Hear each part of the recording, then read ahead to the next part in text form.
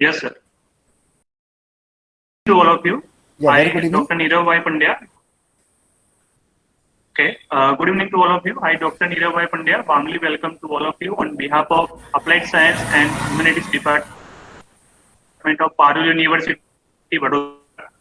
I also want to welcome to our today's webinar expert, Dr. Deepak sir. Dr. Deepak Kumar sir has completed his PhD. He's specialized of condensed matter physics from Department of Physics, University of Delhi.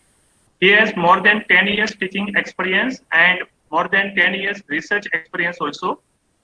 As a part of research work, Sir has published 31 research publications in the reputed national and international journals and also presented his research work in various national and international conferences. During his professional research career, Sir has guided 16 students for ME degree, means Master of Engineering degree research dissertation, and currently he is guiding 4 PhD students in the area of condensed matter physics.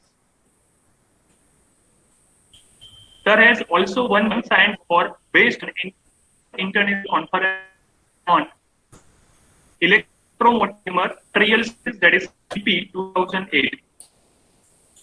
He has also cleared the CSI Unit and GATE exam during his academic career. Presently, Sir is working as an professor, ranked academic sir, electromechanical engineering school, Vadodara, Gujarat. So, again, sir, I warmly welcome on behalf of the department, and I request you to start this webinar. Yeah, thank you so much for introducing me. Yeah, I thank Dr. Nirav Pandya and Dr. Mahendra Singh for inviting me for this talk. And I shall be talking on the current status and future prospects of the polymer gel electrolytes for sodium-sulfur batteries. So this is how I have organized my presentation. So I will give you brief background and then polymer-based electrolytes, some introduction. Then after I will speak about sodium-sulfur battery, emerging energy source. Thereafter, a few investigations which we have done in our laboratory, the prototype sodium batteries and some results on that, and prospects and future challenges. So background, as we all know that fossil fuels has captured more than 80% of the energy requirements. However, these fossil fuels are not environment friendly, they are costly also, pollution creating, and after all they are exhaustible. By year 2050, all these resources are expected to be completely exhausted. Therefore, there is a need to search for another greener and high energy providing kind of energy storage systems. So while going through literature survey, I come across sulfur and some specific about sulfur. So sulfur is byproduct from the gas and oil industry, and its oversupply is projected in the coming future. Huge amount of sulfur can be seen from as a waste product from the gas and oil industry. Now the question is how to utilize the sulfur, because we can't dump a huge quantity of sulfur to the environment.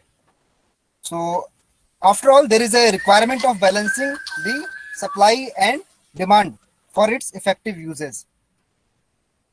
Application of sulfur, if we talk about the main applications, includes the pesticides, the fertilizers, some additive, and pharmaceutical companies in which sulfur is used as a medicinal values. I have also encountered uses of sulfur in the batteries. First example is in terms of the sulfuric acid, which is utilized in the lead acid batteries, which are the conventional kind of systems.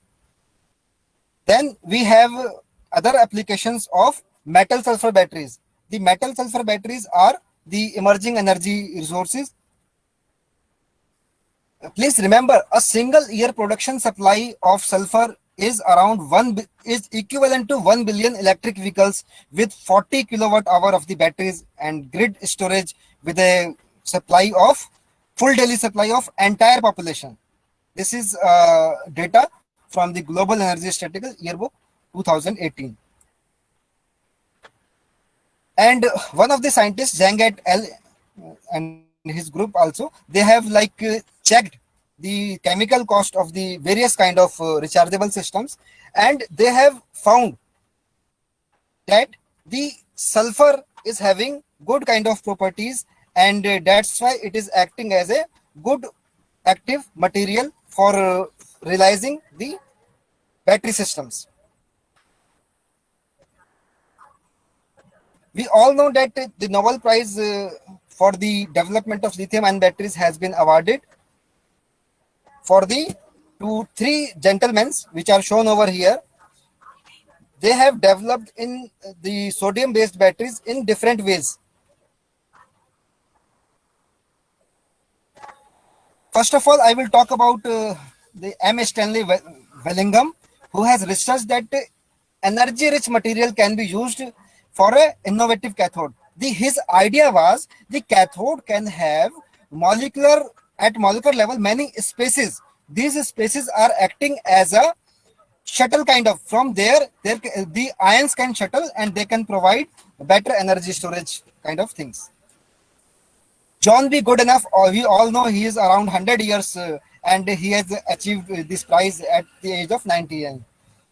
He has mentioned that cathode, if we take instead of these common sulfides, if we are taking metal oxides, then you are going to expect better energy performance, and you can produce the batteries having more than 4 volts of the voltage. The third scientist, which is from Japan, Akira Yoshino, he has first commercialized lithium batteries, and for the further development also he has contributed. His idea was not to utilize the lithium as a node. His point was forget the lithium, just use simple carbon as a anode. This will act as a anode, and the problem causing lithium is not required much. It is only required for the electrolyte part. So all these has contributed to the price. And then let us have a look at the timeline development of the rechargeable batteries, and some batteries are not rechargeable.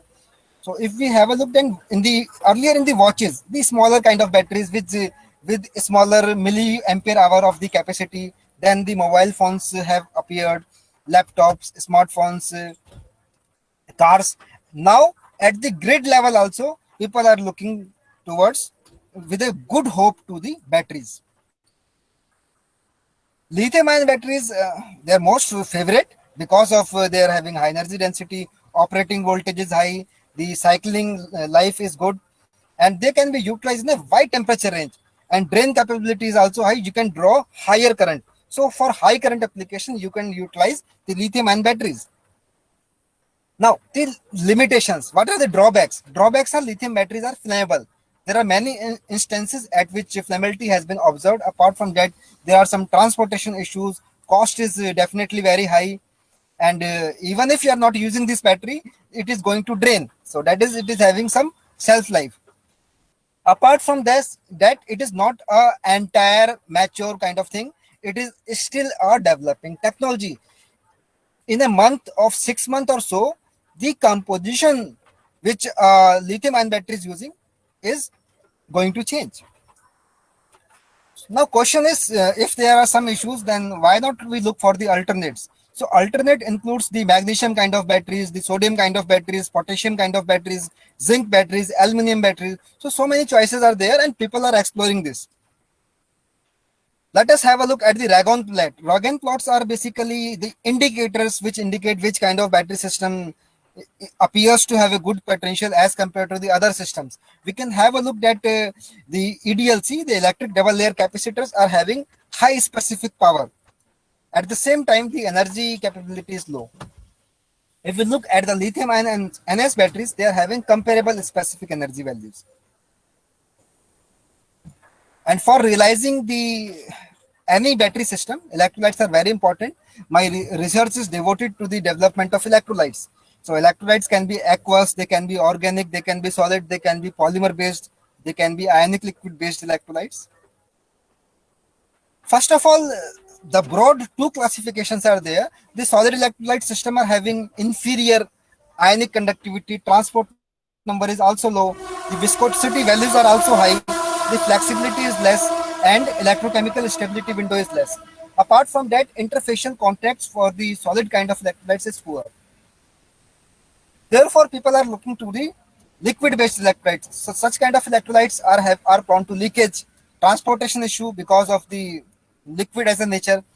Flammability is another aspect. Corrosive nature and thermal stability is poor with the liquid kind of systems.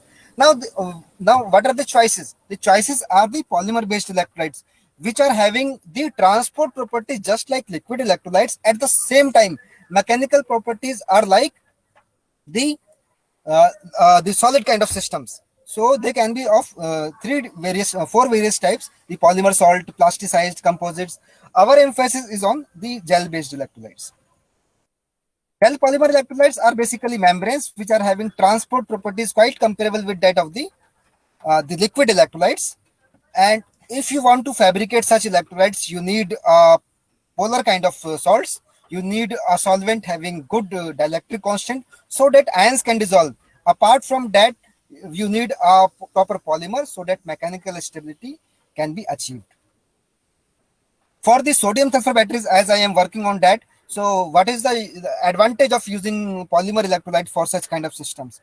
So first aspect is the polymer electrolytes are having high ionic conductivity. The transport number, which is basically the fraction of ions which are contributing towards the current, it is also high.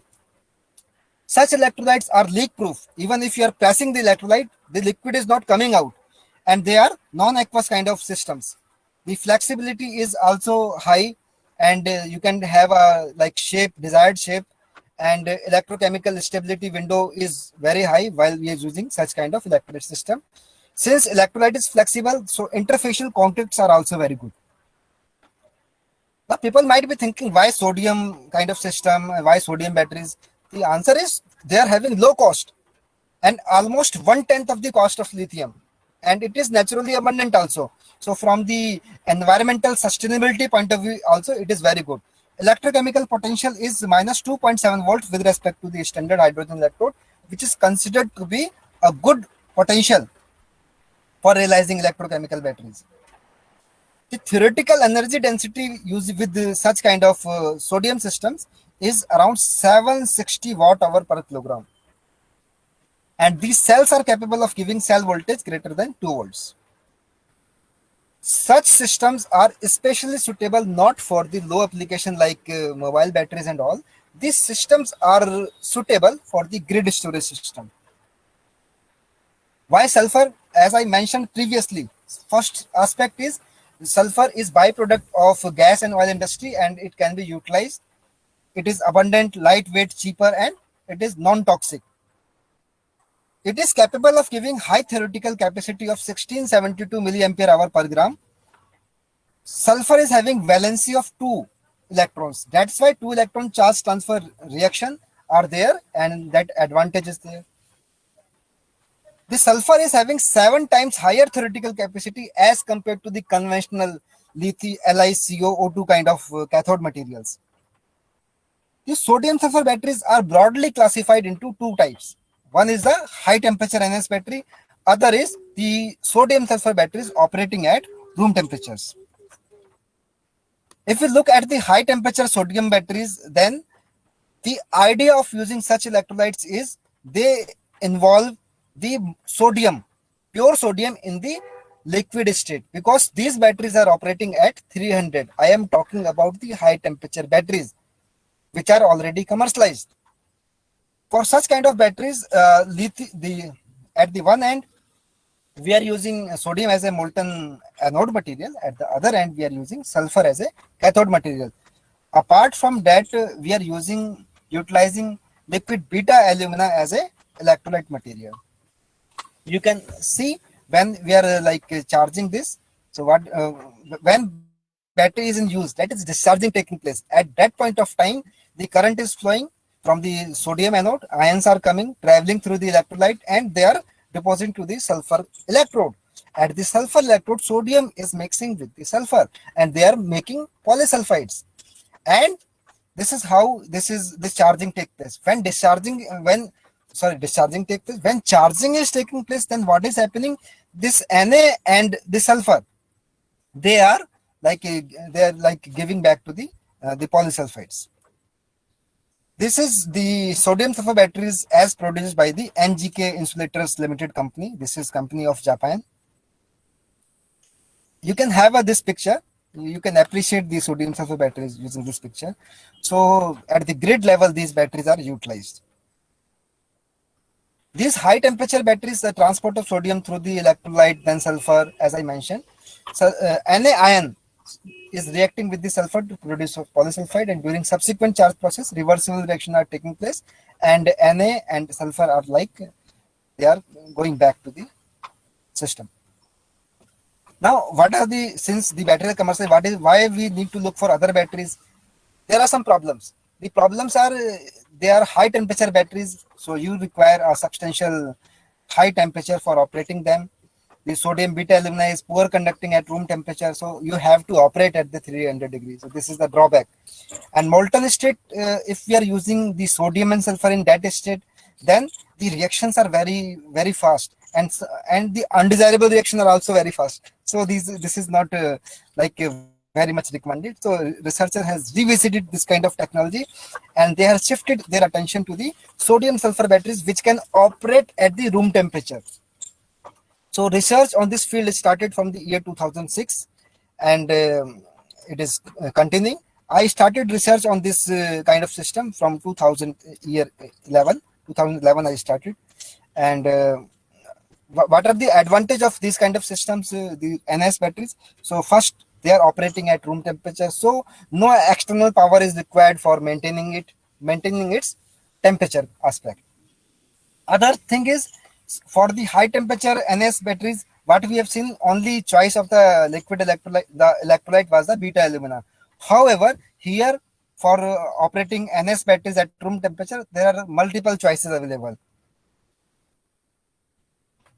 So let us have a look at these kind of systems. If we are utilizing sodium sulfur battery, so similar kind of reactions are taking place. The important aspect is, if we are having, depending upon the polysulfide means sodium and sulfur byproduct, like Na2S3, Na2S4, Na2S5. Accordingly, there will be proper discharge capacity. All right. So this is the operation of the battery, which is similar to the high temperature system. You can have a look here. So highest energy, specific energy capacity is obtained when sulfur is reacting with the sodium and forming Na2S. For the others, the specific capacity is somewhat lower. The electrolytes for various kind of battery system, I am talking about the lithium system, sodium system, and other systems, the challenges are similar. All kind of batteries are having some challenges. That's why their composition changes in a span of 6 months or so. So the issues like low sodium ion conductivity, interfacial contact, the capacity feeding, thermal stability, and the cost aspect, the shuttle phenomena, dendrite formation, leakage. So these are the burning issues. So let us have a look at the timeline development of the electrolytes. So work, as I mentioned, started from the year 2006. So Park et al., they have fabricated the polymer electrolyte, in which they reported the ionic conductivity of the order of 10⁻⁴ Simon centimeter inverse. After that, there are other kind of systems in which various kind of aspects are there. In the year 2015, people have again revisited technology, and they started using the solid kind of electrolyte system, the beta alumina system. Some people utilize the Nasicon type of materials, which are having very high conductivity, but their other aspects are like some undesirable aspects are also there. In 2018, the work of Zhao et al., they have done a tremendous job in which they fabricated a polymer gel electrolyte, and they reported very good electrochemical properties.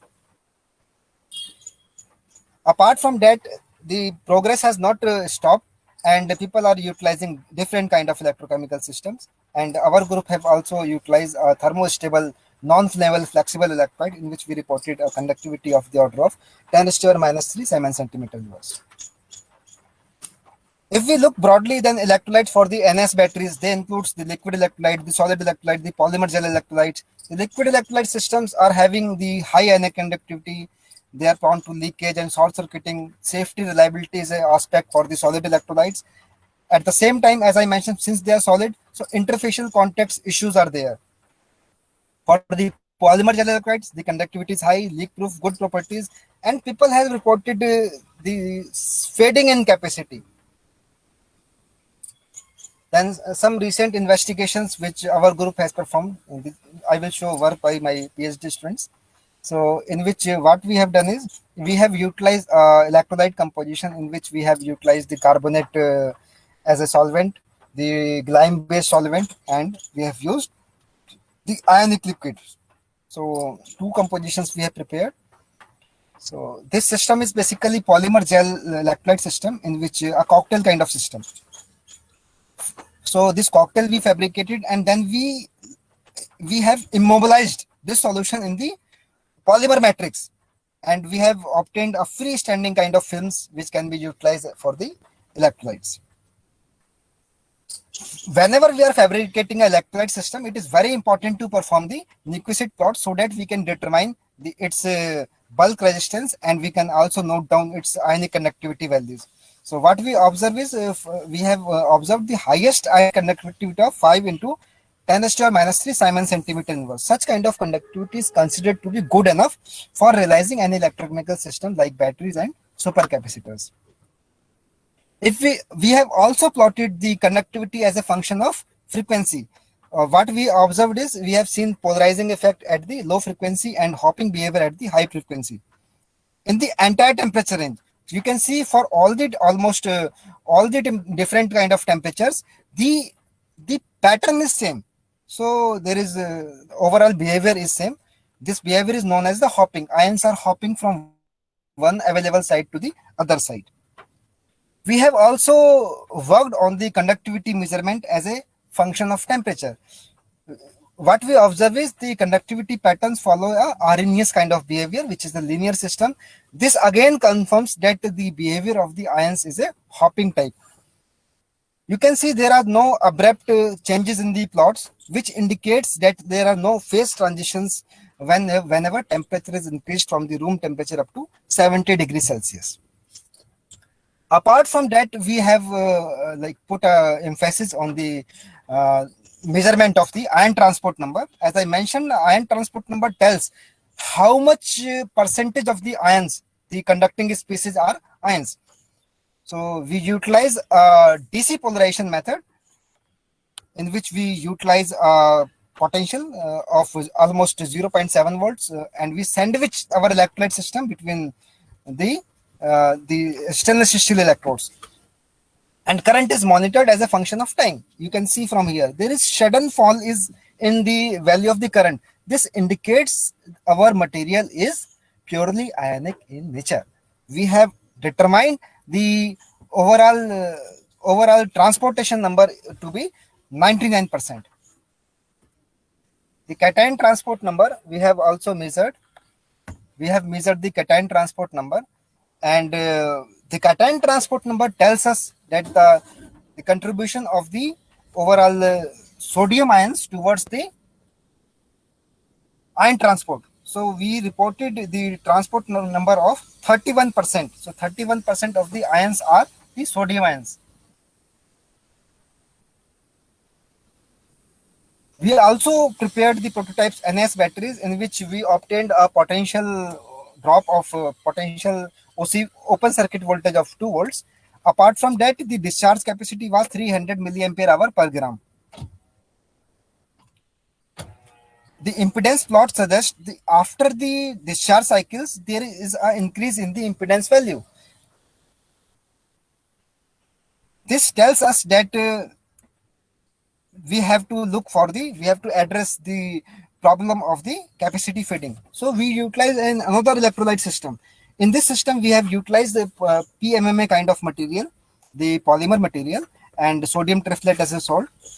We are mixing them thoroughly and fabricating a polymer gel system.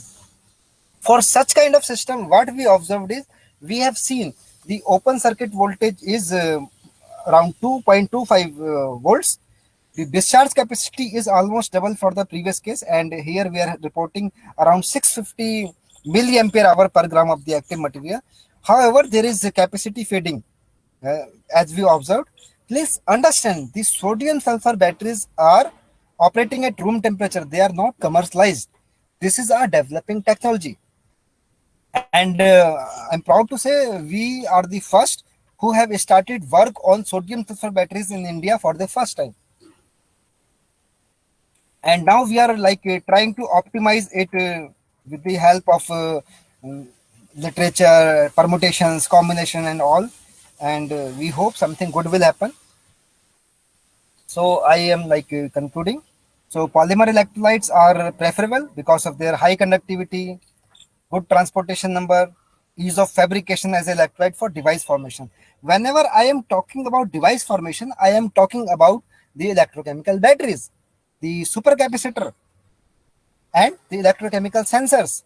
Apart from that, it can be utilized in the other applications like solar cell also.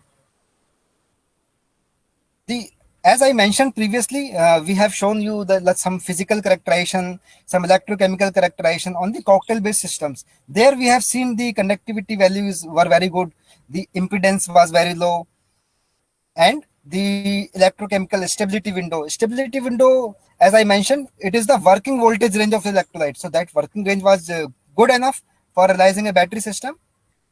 So these electrolytes having good potential to be utilized in the electrochemical devices. So investigations, which I have shown you a glimpse of that.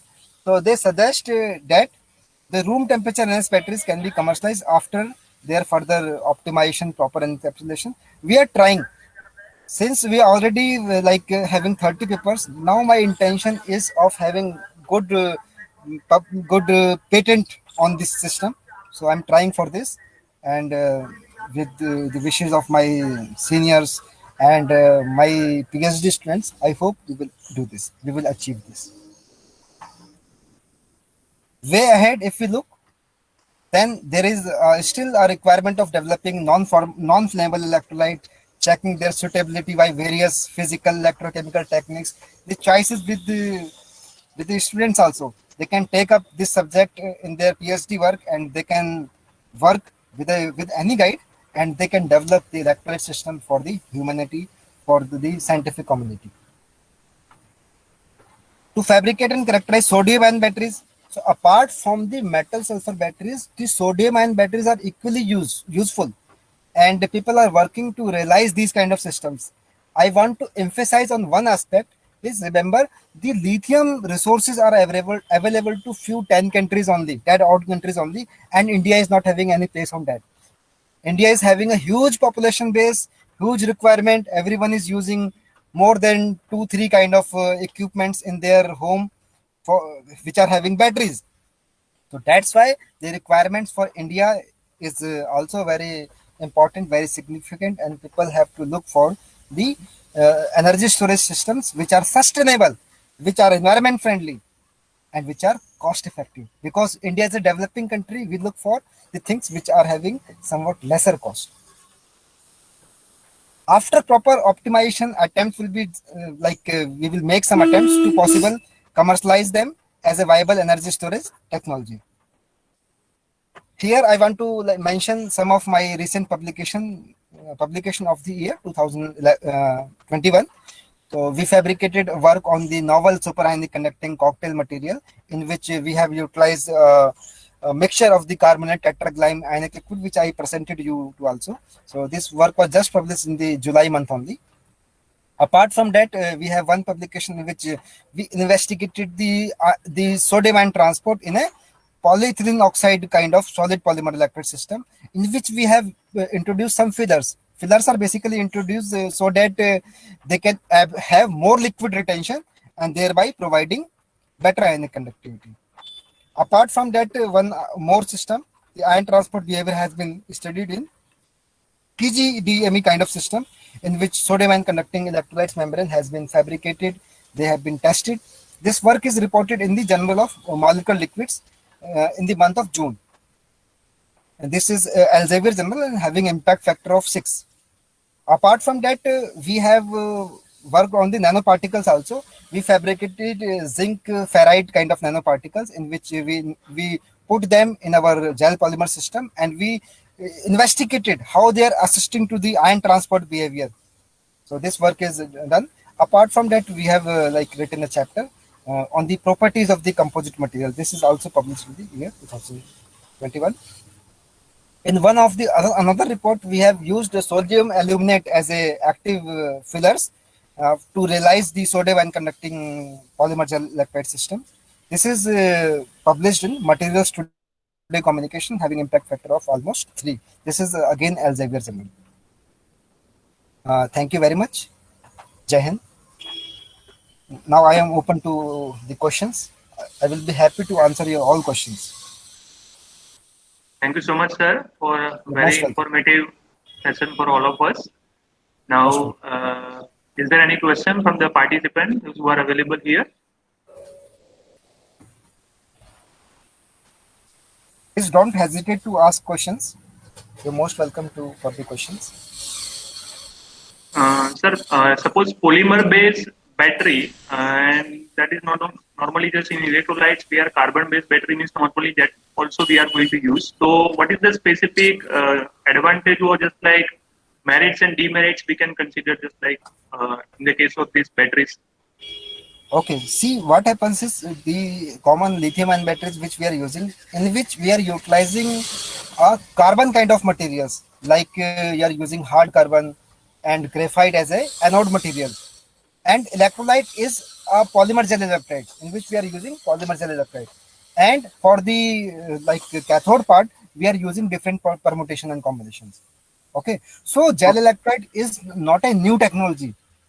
This is a technology, very important technology, which is now we are utilizing for the sodium kind of systems. Okay. I hope you are like Yes, understood this. yes, Okay. yes. Yeah. Any other questions? Yeah. Is there anyone?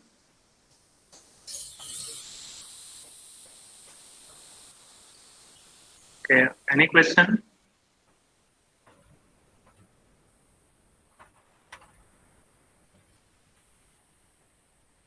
Mahindra sir? Any questions? Yes, sir. Yes, sir. Haan, Yes, Mahendra sir. sir. Sir, thank you for presentation. You're most And welcome. sir, one question is there. Sir, Mhm. is the thermal stability is enough for that one if we are using the polymer-based electrolytes? See what happens is like if we talk about the temperature rise when you are operating a battery, what happens is temperature is not going beyond 70 degree or 65 degree. Okay, the terrains which are using, they are having not more than 50 degree of temperature.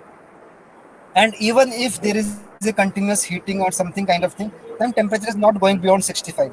And the electrolytes which we have like shown you some results, these electrolytes remains in gel phase up to 90 degrees Celsius.